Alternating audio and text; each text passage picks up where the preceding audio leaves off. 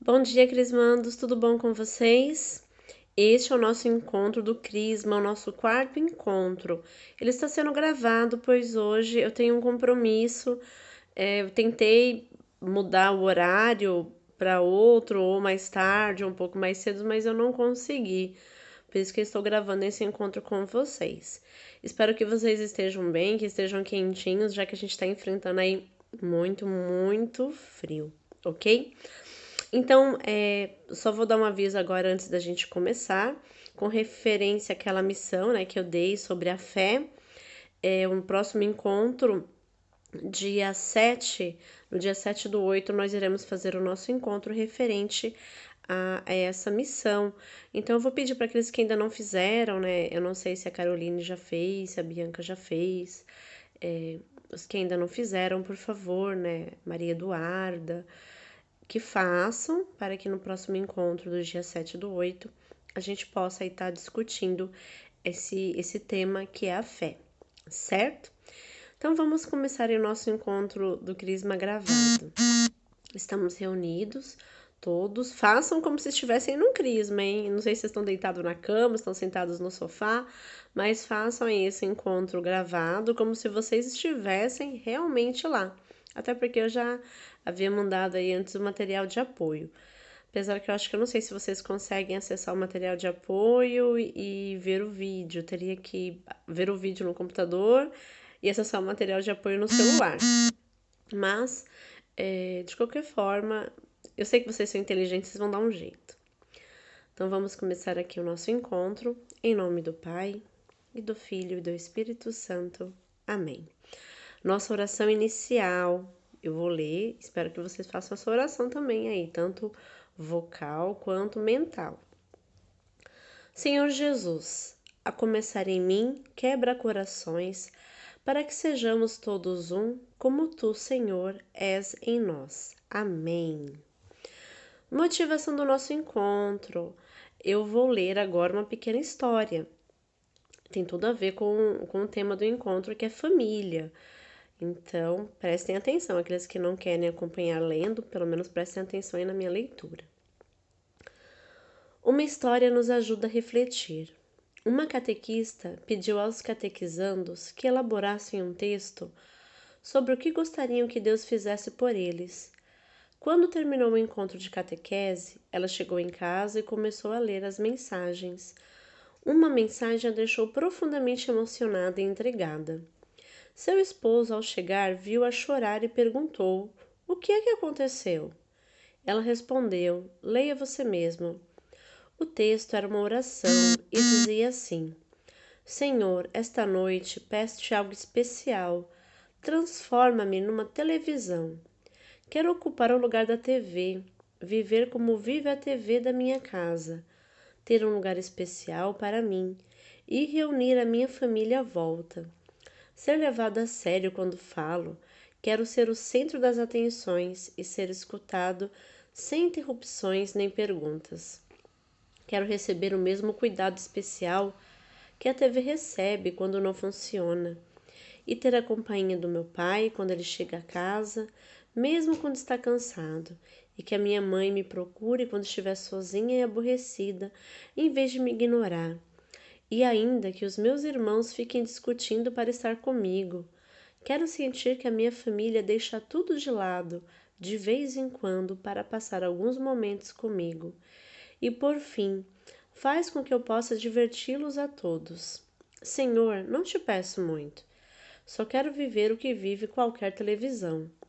Naquele momento, o marido de Ana Maria, né, que era o nome da catequista aí, disse: Meu Deus, pobrezinho deste menino, que pais eles têm. E ela olhou e respondeu: Esta mensagem foi o nosso filho que escreveu. Eu acho que vocês entenderam bem aí a mensagem, né? É uma historinha bem forte para nós pensarmos. Ela vai tratar aí fala da televisão, né? Como a televisão é importante para a família deste catequizando. E eu não sei como é que é na família de vocês, mas eu posso dizer que a TV também sempre foi muito importante, pelo menos para minha família. Meu pai chegava a brigar porque ele queria assistir jogo, a minha mãe, ela brigava porque ela queria assistir novela. Hoje as coisas mudaram, né? Com o tempo agora as coisas mudaram. Tem famílias que têm mais de uma televisão justamente por isso, né? Tem a televisão no quarto dos pais, uma na sala, uma no quarto dos filhos. Mas esse texto chama principalmente atenção porque a TV parece que é a coisa mais importante da família. A família se reúne para ficar perto da TV, os irmãos brigam para assistir a TV, e igual esse catequizando fala, que a vontade dele era ser a TV, para ver o quanto que a TV é importante. Hoje, talvez, não seja a TV algo tão importante, acho que ainda é, mas a gente tem aí os celulares, né? Tem os Facebooks, tem os WhatsApps, tem família que senta na mesa e fica mexendo no WhatsApp, não conversa, sabe, gente? Tem mais atenção para as mensagens, para notificações do Facebook, do Instagram, do que para as pessoas que estão em volta. E eu falo para vocês o quanto isso pode parecer uma bobagem, mas se torna perigoso. Porque quando a família deixa de conversar, deixa de dividir, deixa de dialogar, de partilhar, e fica só nesse virtual, ou mesmo nessa prisão, né, que acaba sendo a TV, ou mesmo agora tem gente que fica preso nas séries do Netflix, da Amazon. Eu vou maratonar a série, faz mais nada, não conversa com as pessoas, fica o dia inteiro vendo a série. Não que não seja legal, não que não seja gostoso, não que não possa. Mas lembre-se, tudo que é em excesso é prejudicial. Tudo. O pessoal fala assim, beber água é bom, mas se você tomar muita água vai te fazer mal. Então tudo que é excesso é mal. Tirando, sei lá, o amor de Deus, que nunca vai fazer mal se for em excesso, amar a Deus nunca vai fazer mal para ninguém. Apesar de que tem gente que fala que ama a Deus se torna fanático religioso, aí não é mais amor, aí é obsessão. Mas, tirando o fato do amor de Deus, que eu acho que nunca será demais para conosco, né? Talvez a gente não saiba amar a Deus com as nossas falhas, mas o amor de Deus nunca será demais.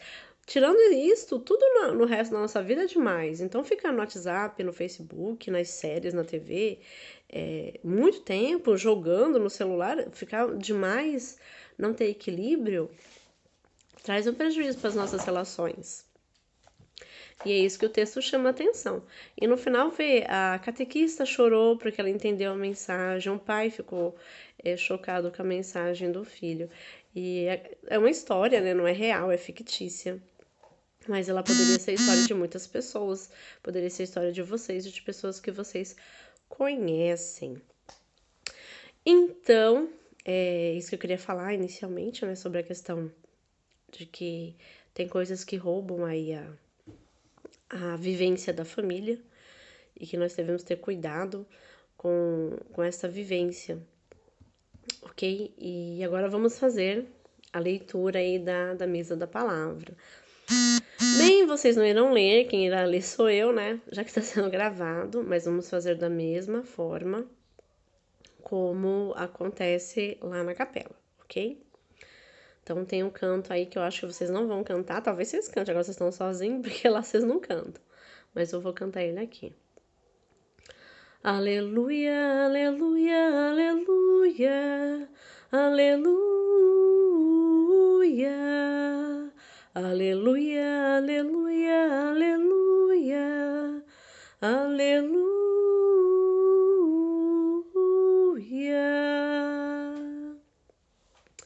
Então, na Bíblia, eu vou pegar aqui também a minha Bíblia, igual vocês fazem, né? Não preparei a leitura previamente, então já vou procurar aqui também.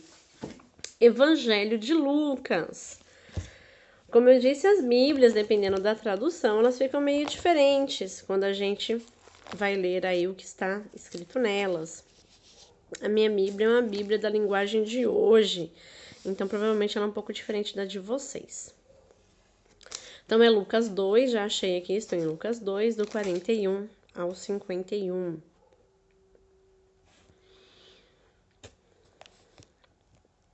Já encontrei. Vou começar, tá bom? E como é evangelho, acho que a partir depois do encontro da fé, a gente vai começar a fazer bem certinho essas leituras do evangelho. Mas hoje vamos fazer como é feito na igreja, Proclamação do Evangelho de Jesus Cristo, segundo São Lucas. Glória a vós, Senhor. Então, quando a gente proclama o Evangelho, a gente faz 3 cruzes. Uma cruz na testa, né, para que a palavra de Deus entre na nossa cabeça. Uma cruz na boca, para que a palavra de Deus esteja em nossos lábios. E uma cruz no coração, para que a palavra de Deus venha morar no nosso ser. Jesus no templo. Todos os anos, os pais de Jesus iam a Jerusalém para a festa da Páscoa. Quando Jesus tinha 12 anos, eles foram à festa conforme o seu costume. Depois que a festa acabou, eles começaram a viagem de volta para casa. Mas Jesus tinha ficado em Jerusalém e os seus pais não sabiam disso. Eles pensavam que ele estivesse no grupo de pessoas que vinha voltando e por isso viajaram o dia todo. Então começaram a procurá-lo entre os parentes e amigos. Como não me encontraram, voltaram a Jerusalém para procurá-lo. 3 dias depois encontraram o menino num dos pátios do templo, sentado no meio dos mestres da lei, ouvindo-os e fazendo perguntas a eles. Todos os que ouviam estavam muito admirados com a sua inteligência e com as respostas que dava. Quando os pais viram o menino, também ficaram admirados, e a sua mãe lhe disse: Meu filho, por que foi que você fez isso conosco? O seu pai e eu estávamos muito aflitos procurando você.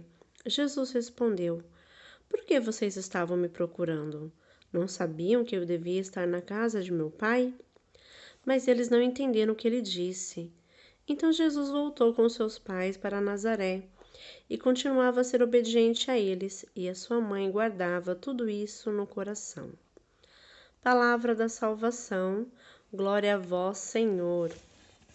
Antes de discutir isso daqui, eu vou colocar no modo avião, porque eu tenho certeza que essas 500 notificações aqui tá atrapalhando.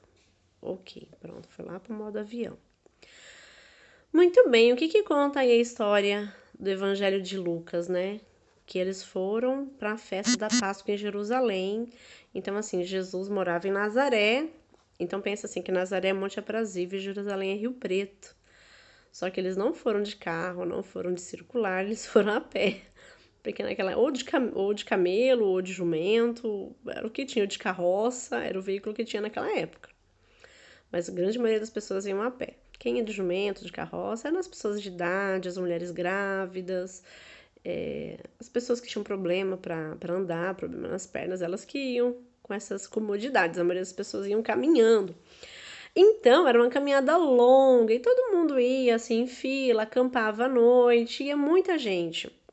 Era uma peregrinação, eles estavam peregrinando para Jerusalém para a festa da Páscoa. E como tinha muitos amigos, né, moravam numa cidade pequena igual a nossa, Nazaré, pensa que Nazaré é igual a Monte Aprazível, todo mundo se conhece. Então, como na cidade pequena todos se conheciam, as crianças, né, os jovens como Jesus, não ficavam ali todo o tempo perto dos pais, igual vocês. Vocês vão para um lugar, vocês ficam o tempo todo na saia da mãe, no pé do pai? Duvido, vocês vão conversar com os amigos, vão conversar com outras pessoas, vão brincar. Vocês não ficam ali junto com o pai e com a mãe o tempo todo. Jesus também não, Jesus era um jovem, ia ficar ali atrás da mãe, atrás do pai. Então ele foi mesmo lá no meio das outras pessoas da peregrinação, parentes, amigos. E os pais não se preocuparam. E chegaram a Jerusalém, participaram da festa da Páscoa. Conforme o rito dos judeus, eles estavam voltando para Nazaré. Mas eles não deram conta assim, Jesus não está conosco, Jesus deve estar com os amigos dele, deve estar com os tios, com os primos. Não se preocuparam. Mas depois de um certo tempo, eles falaram assim, nossa, cadê Jesus? E eles foram procurar Jesus, já tinha passado um dia já que eles estavam caminhando, né? E foram procurar Jesus e voltaram e perguntaram, você viu Jesus? Sabe onde Jesus está? E eles se desesperaram, pois perceberam que Jesus não estava com eles. Eu não sei se alguma vez vocês se perderam dos seus pais. Uma vez eu me perdi. Eu acho que eu tinha 9 anos. Realmente eu entrei em pânico. Meu coração começou a disparar, veio aquela vontade de chorar. Eu me perdi do meu pai no meio de um monte de gente. E aí eu ia falar com o policial, eu não conseguia falar porque eu tava chorando, eu tava gaguejando. E aí meu pai apareceu. Eu me perdi uma vez do meu pai e eu fiquei muito desesperada, muito mesmo. Quando eu tinha 9 anos. Eu não sei se vocês já passaram por isso. Talvez nunca tenham passado, mas os pais ficam muito desesperados. Eu fiquei desesperado porque eu não achei meu pai. Então os pais de Jesus ficaram desesperados, perdemos Jesus. E eles vão voltar para Jerusalém, vão fazer todo o caminho de volta, vamos fazer tudo o inverso. Sabe quando a gente perde alguma coisa? Gente, perdi a chave, não sei onde tá, vou refazer todos os meus passos. Cheguei, abri o portão, abri a porta, fui tomar água, fui no banheiro, refazer todos os passos para ver onde foi que você deixou a chave. Eles foram fazer a mesma coisa, fizeram todos os passos para encontrar Jesus. E quando chegaram lá no templo, encontraram Jesus conversando com os doutores, né? Os mestres da lei eram os sábios, né? Os sábios dos judeus. Estavam lá conversando, respondendo perguntas e todos estavam admirados. E aí pensa, né? O pai e a mãe devia estar sem dormir, sem comer, sabe? Só com o coração na mão, rezando, pedindo a Deus, cadê o menino, cadê o menino? Eles chegam, né? Por que fizeste isso comigo? Maria pergunta. Ela não pergunta brava, presta atenção. O evangelho não fala que Maria estava brava, né? Que ela chega e pergunta: meu filho, por que fizeste isso, né? Eu e seu pai estavam te procurando. E Jesus responde: por que você estava me procurando? Eu não sabia que eu devia estar na casa de meu pai? Porque com a idade de 12 anos, Jesus já sabia que ele era o filho de Deus e que Deus era seu pai. Só quando ele viu o desespero, né, de José, de Maria, ele entendeu que ele tinha feito algo errado. Ele entendeu que ele tinha pisado na bola. Que ele, por mais que ele fosse filho de Deus, que ele tivesse que cuidar das coisas dos pais dele, ele não podia ter deixado José e Maria desesperados daquele jeito. Então ele percebeu que ele tinha pisado na bola. E aos 12 anos, Jesus pisou na bola, olha só. Com 12 anos, Jesus pisou na bola. Deve ter pisado várias vezes na bola, e antes dos 12, depois dos 12, porque ele era igual a gente. Muitas vezes também eu pisei na bola, acho que vocês também pisaram na bola com os pais de vocês, fizeram alguma coisa que os pais de vocês não gostaram. Eu fiz muitas coisas. Mas Jesus percebeu que ele tinha feito algo ali que não era legal, que era errado. E aí o Lucas fala, o evangelista, né? E ele foi com seus pais para Nazaré e era-lhes obediente. Então é essa frase assim, mais importante dessa leitura, obediência. Eu sei, nem sempre, eu já falei para vocês isso, né? Nem sempre a mãe e o pai estão certos. Eles erram, porque errar é humano. A gente também erra, pai e mãe também erram. Mas os filhos devem ser obedientes aos pais. E às vezes é difícil a gente ser obediente quando a gente quer fazer alguma coisa. Ai, porque eu quero isso, eu tô certo. O jovem, né, tem muito isso de achar que ele tá certo, que ele tá sempre certo, que os pais estão sempre errados. Como é iludido isso. Quantas vezes minha mãe e meu pai estavam certos e eu estava errada? A maioria das vezes. Eu estava poucas vezes certa. Minha mãe e meu pai estavam mais certos do que eu. Mas dentro da família, existe essa questão, né, do filho ser obediente, da filha ser obediente, mesmo que a gente não concorde. Vou falar para vocês assim, que quando eu era jovem, né, com a idade de vocês, 13, 12, 14, 15, 16, eu queria muito dormir na casa das minhas amigas. Era uma coisa que eu vivia pedindo para minha mãe: mãe, eu quero dormir na casa das minhas amigas, todo mundo dorme. E elas falavam que ficava até a tarde conversando, faziam festa do pijama, viviam contando para mim como era legal dormir na casa das amigas. E eu vivia pedindo para minha mãe, e minha mãe nunca deixou, nunca. Ela sempre teve medo, né, que acontecesse alguma coisa comigo. Ela não confiava nas famílias das minhas amigas, né? Então minha mãe sempre teve muito medo que algo me acontecesse. Então ela nunca deixou. Eu chorava, eu ficava chateada, eu ficava com raiva. Mas eu nunca desobedeci a minha mãe, sabe? Eu nunca vou sair aqui, não vou pular a janela no meio da noite, ou vou inventar alguma mentira qualquer que eu tenho prova para estudar e eu tenho que dormir na casa. Nunca inventei nada disso. Por mais que eu ficasse muito brava, chateada, chorasse, batesse o pé, eu sempre obedeci a minha mãe. E eu vejo que a minha mãe estava certa, né? Quantas vezes eu ouço relato agora de jovens, né? Talvez não aqui na nossa cidade, graças a Deus, talvez não com vocês, graças a Deus, mas quando a gente ouve assim que aconteceu em outros locais, que a menina foi dormir na casa das amigas e aconteceu uma situação de violência sexual, situações que não são bacanas. E olha que nem era esse, talvez, o medo da minha mãe. E hoje é uma coisa tão comum. Mas vejam, minha mãe queria me proteger. Eu falo pra vocês, todo pai, toda mãe quer proteger a gente, Eles podem até errar, mas eles erram porque eles amam. Então, como falei, eu nunca fui desobediente, né? Desobedeci minha mãe depois em outras coisas, mas nessa questão de dormir fora eu nunca desobedeci. E como a obediência é importante, se a gente não é capaz de obedecer o pai e a mãe, a gente não é capaz de obedecer a Deus, sabia? Que Deus pede algumas coisas pra gente que são difíceis. Nossa, coisas que talvez a gente nem concorde. Só que se a gente ama a Deus, a gente obedece a Deus. Se a gente ama o pai e a mãe, a gente também obedece o pai e a mãe. E aquilo, se eu não obedeço meus pais, como eu obedeço a Deus? Então, pensem aí enquanto vocês estão obedecendo os pais de vocês, né? E aonde vocês estão pisando na bola, como Jesus pisou. E outra coisa muito importante que eu queria comentar, antes de entrar no outro ponto do encontro, é com relação à família. Família é algo muito importante. Vocês só vão dar importância para a família quando vocês tiverem uma. Mas para saber o quanto a família é importante, vejam só. Jesus, ele é filho de Deus, ele veio ao mundo como nós, como pessoas. Carne, osso, cabelo, dente, sabe? Meleca no nariz, sujeira nas unhas, cera de ouvido, ele era igual a gente. Ele veio como ser humano.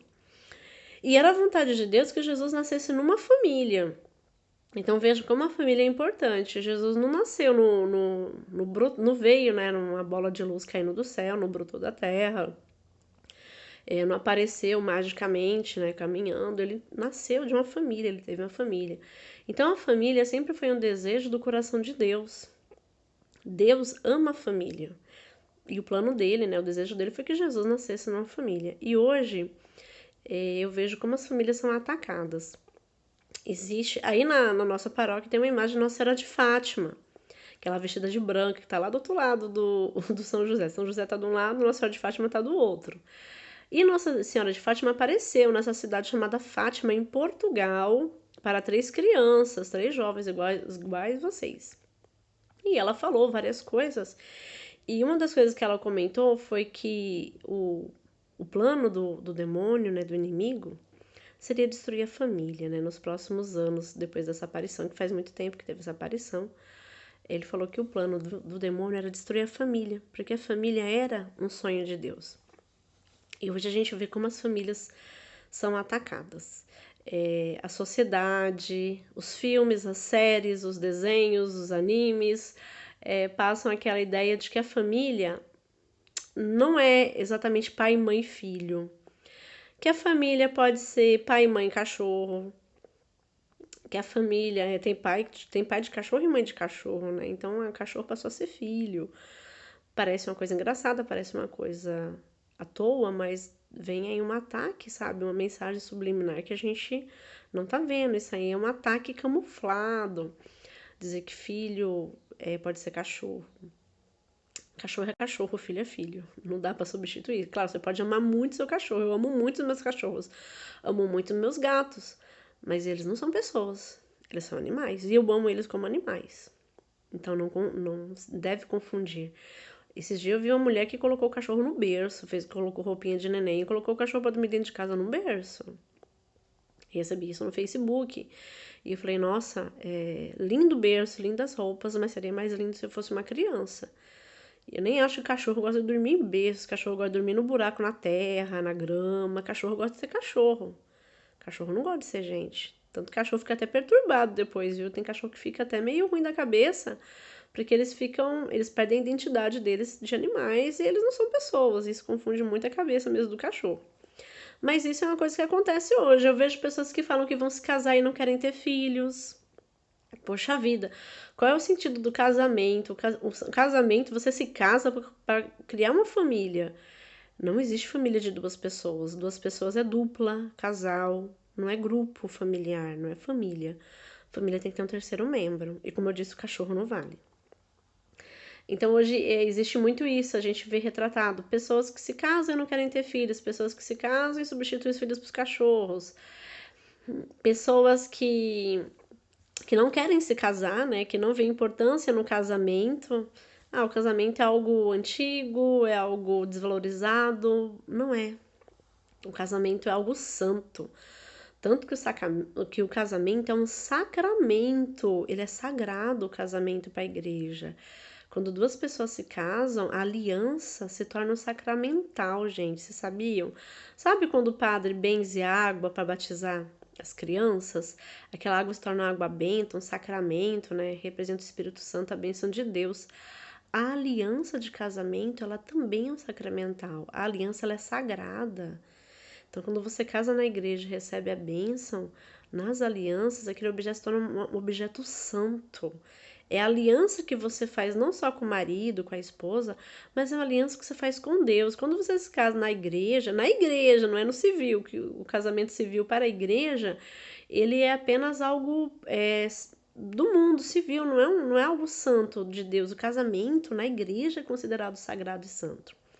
Quando você coloca aliança no dedo, você não está fazendo só fazendo aliança com a esposa, você está fazendo aliança com Deus. Você está dizendo para Deus que a partir de agora você quer viver com o plano dele de formar uma família. Você aceita o plano de Deus de formar uma família. E para formar família você tem que ter filhos. E hoje eu vejo esses ataques à família, sabe? Não precisa ter filho, não precisa casar na igreja. Eu vejo esses ataques. E tudo isso é coisa do inimigo para destruir mesmo a família. Porque a família é a primeira igreja. Jesus, Maria e José, a Sagrada Família, né, de Nazaré, o sonho de Deus, a família é a primeira igreja. E hoje a gente vê muito isso, né? Prestem atenção, vocês vão ver. Até nos amigos de vocês, esse pensamento: não vou ter filho, não vou casar, não vou constituir família, não vou seguir aí o plano de Deus. E aí você tá querendo, mesmo sem saber, você tá seguindo aí o plano do inimigo. Você tá sendo enganado. E mais uma vez, cachorro não é filho, ok? Então vamos lá, vida no espírito. Reflexões para o último momento, né? Esse último momento aqui do Crisma. Eu tenho sido um bom filho? Essa pergunta você tem que fazer para você mesmo. Eu tenho sido uma boa filha, talvez não 100%, mas aí uns 70, 80, 85. Pelo menos eu tento ser uma boa filha. Pergunto para vocês, você tem sido um bom filho? Demonstro meu amor para minha família? Consigo perdoá-los do fundo do coração? Gente, mais uma vez, do fundo do coração, hein? Procuro ser paciente com os meus pais, apesar deles não serem comigo? Isso eu procuro, gente. Procuro ser muito paciente. Entendo que a minha família não é perfeita e tem suas limitações e pecados, como eu disse para vocês. Pai e mãe erram. A gente tem que entender que ninguém é perfeito, o humano não é perfeito. Vou procurar colocar Deus dentro da minha família? Colocar Deus, não a televisão. Em muitas famílias, a televisão é o Deus lá dentro, hein? Eu falo de Deus na minha família. Vocês falam de Deus para as famílias de vocês? Convido sempre que puder minha família para participar da Santa Missa comigo, mesmo que o meu convite seja recusado. Isso é interessante. Você chama, pai, vamos na missa? Claro, você vê que tá lá sem fazer nada, né? Pai, vamos na missa? Mãe, vamos na missa?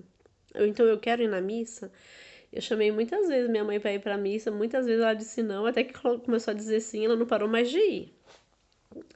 Ou então algumas vezes eu nem chamava, eu ia, sabe? Que às vezes a ação vale mais que a palavra. Minha mãe, onde você vai? Eu vou na missa. Eu falava assim, vou na missa, quer ir? Ou então às vezes nem chamava, mãe, tô indo na missa. Pegava e ia. E aí com o tempo a minha mãe começou a ir também. E na época eu tinha o quê? Tinha 16, 17 anos. Se a maioria das respostas forem negativas, né, dessas perguntas aí que eu coloquei para vocês, se a maioria das respostas forem negativas, tenho de procurar ser um filho como Jesus foi. Um filho carinhoso, obediente, zeloso com sua família. Pode ser difícil, nós sabemos, mas tudo posso naquele que me fortalece, né? Tá até na Bíblia essa frase. Tenho que procurar ser um filho como Jesus foi. Essa que era a ideia, sabe? Esse que era o plano de Deus, que todo pai fosse como José, que toda mãe fosse como Maria, que todo filho fosse como Jesus. Talvez o seu pai e a sua mãe ainda não sejam como José e Maria. E talvez seja a hora de você ser como Jesus, porque se pelo menos um começa a ser como Jesus, né? Se o filho começa a ser como Jesus, com um tempinho o pai e a mãe também começam a ser como Maria e vocês se tornam aí a pequena família de Nazaré, Jesus, Maria e José, mas a pequena família aí de Monte Aprazível, quem sabe. Ok? Então a nossa oração final, eu vou ler também, né? Porque vocês não estão aqui para ler comigo. é o Salmo 127, 128.